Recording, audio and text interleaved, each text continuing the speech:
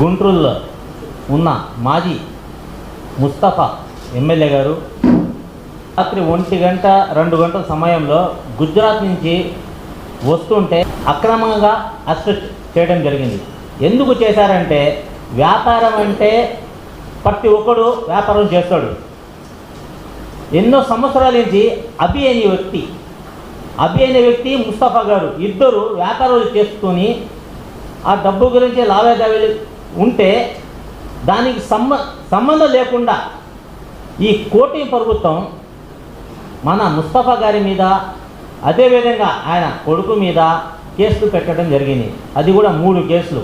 ఎందుకు పెట్టారంటే, ఈ కూటమి ప్రభుత్వం దొంగ హామీలు ఇచ్చి అధికారులు వచ్చారు, దానికి ఒక్క హామీ కూడా తీర్చలేదు వాళ్ళు. దానికి ఖండిస్తున్నారు. ఎవరు? ఫాతిమా గారు, నూరి ఫాతిమా గారు. ఎవరు ఆమె?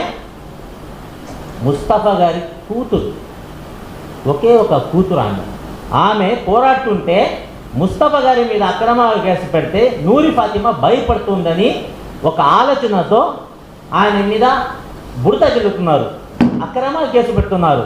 ఈ కూటమి ప్రభుత్వం ఒకసారి ఆలోచించుకోవాలా. మీరు ఎన్ని కేసులు పెడితే కూడా భయపడే వాళ్ళు లేరు. ముస్లిం మీద ఓన్లీ టార్గెట్ చేస్తున్నారు ఈ కూటమి ప్రభుత్వం. మొన్న కూడా మీరు చూసి ఉంటారు, కడపలో టీపు సుల్తాన్ విగ్రహం పెట్టకుండా అడ్డం కొట్టారు. ఎవరు? ఈ కూటమి ప్రభుత్వం. మన ముస్లింలు ఆడ వెళ్ళి విగ్రహం పెట్టాలని పోరాడితే ఎంతోమంది ముస్లింలకి అరెస్టు చేసి రిమాండ్కి పంపించారు. ఓన్లీ ముస్లింల మీదే మీది టార్గెట్.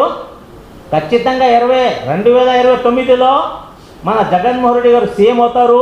మీకు ఖచ్చితంగా బుద్ధి చెప్తాం మన ముస్లిం అందరూ. అదేవిధంగా మీరు జైలు పెడతారు. ఎన్ని రోజులు పెడతారు మీరు? 3 రోజులు పెడతారు, 10 రోజులు పెడతారు, 30 రోజులు పెడతారు, 3 నెలలు పెడతారు. ఎగస్ట్రా అంటే 1 సంవత్సరం పెడతారు అంతే. 2 ఏళ్ల తర్వాత మన ప్రభుత్వం వస్తుంది. మన ప్రభుత్వం వచ్చిన తర్వాత మీరు కూడా దాని ఎక్కువ భరించాలా. అందుకు ఒకే మాట చెప్తున్నాం మేము, మీరు కూడా జైల్లో రెడీ చేసుకోండి. ఏ రెడీ చేసుకుంటారు? జైల్లో పరుపులు ఉండదు, బెడ్ ఉండదు. అది కూడా మీ అధికారాలు పెట్టుకోండి. ఎందుకంటే మీకు అవసరం పడుతుంది. అది ఖచ్చితంగా మీకు బుద్ధి చెప్తాం 2029లో. జై జగన్. మీరు చూస్తున్నది time line Telugu digital network. సమాజం కోసం సరికొత్త ఆలోచన.